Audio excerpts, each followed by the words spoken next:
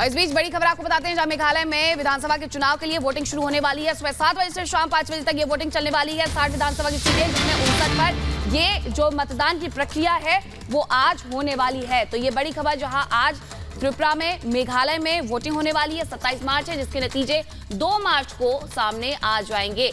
59 सीटों पर ये मतदान होने हैं। सुबह 7 बजे से शाम 5 बजे तक ये जो वोटिंग है वो होने वाली है। और मैदान में 550 से भी ज्यादा प्रत्याशी उतरे हुए हैं।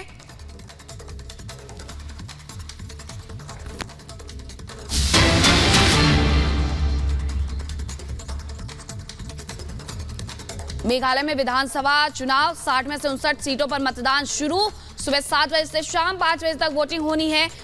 दो राज्य हैं जहां पर ये वोटिंग होने वाली है। 59 सीटों पर यहां मतदान होने हैं। एक सीट पर यहां मतदान नहीं होगा। और सुबह 7 बजे से, यानी कि अब वोटिंग की जो प्रक्रिया है वो शुरू हो गई है। 5 बजे तक ये वोटिंग होनी है। सुबह 7 से शाम 5 बजे तक वोटिंग। 118 सीटें हैं, 550 से ज्यादा प्रत्याशी है। और 2 मार्च को यहां पर रिजल्ट सामने आ जाएंगे।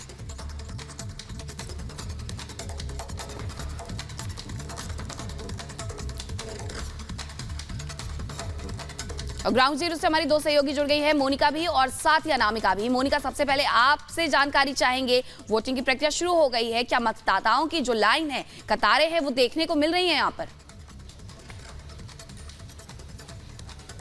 बिल्कुल मीनाक्षी, तस्वीरें मैं आपको दिखा देती हूँ। ये देखिए, मेरे पीछे जो तमाम तस्वीरें आप देख रहे हैं, ये तमाम वो मतदाता हैं जो यहाँ पर अपने मताधिकार का इस्तेमाल करने के लिए आए हैं। यूं तो मेघालय में 60 विधानसभा सीटें हैं, लेकिन एक सीट पर चूंकि यूडीपी के एक उम्मीदवार हैं जिनकी 20 फरवरी को मृत्यु हो गई थी, उसके बाद 59 सीटों पर यहाँ पर मतदान हो रहा है। और उसके लिए हम तुरा में, यहाँ पर गारो हिल्स का तुरा ये इलाका है जो कि बहुत बड़ा इलाका है, वहां के मतदान केंद्र पर हम यहाँ पर मौजूद हैं। और लोगों की ये लंबी कतार, यहाँ पर ये देखिए, आप देखेंगे पीछे तक लोग यहाँ पर मौजूद हैं। और ये लंबी कतार यहाँ पर अपने मताधिकार का इस्तेमाल करने के लिए आई है और मेघालय को बेटर मेघालय बनाने के लिए, एक नई सरकार चुनने के लिए आई है। देखना होगा कि यहाँ की जनता किसे वोट देती है और किसे राज्य को सौंपती है, यानी कि राज्य की कमान है वो किस पार्टी को सौंपती है सबसे ज्यादा वोट्स देकर। क्योंकि अगर हम मेघालय की बात करते हैं तो बिल्कुल 2 मार्च को रिजल्ट सामने आ जाएंगे और जाहिर हो जाएगा कि आखिरकार इस बार किसकी सरकार बनती है। अनामिका सिंह हमारे साथ तोप हेमा विलेज से जुड़ी हुई है, कोहिमा से।